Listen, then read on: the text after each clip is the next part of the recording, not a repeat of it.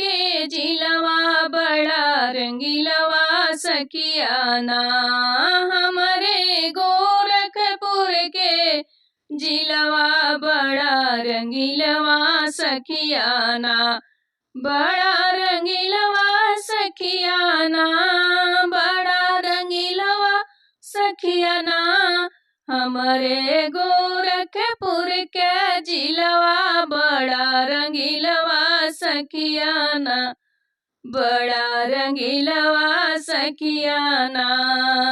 इहवा एक से एक गवैया, इहवा एक से एक सुनवैया। इहवा एक से एक गवैया, इहवा एक से एक सुनवैया। हमरे के लोगन के दिलवा बड़ा रंगीलवा रे सखियाना। हमरे यहाँ के लोगन के दिलवा बड़ा रंगीलवा सखियाना। हमरे गोरखपुर के जिलवा बड़ा रंगीलवा सखियाना।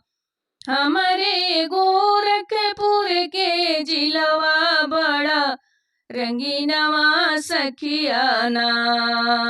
गीतिया गावे संध्या त्रिपाठी हो एक से पहचान। गीतिया गावे संध्या त्रिपाठी हो एक से बड़ी पहचान की। हमरा गोरखपुर के जिलवा बड़ा रंगीलवा सखियाना।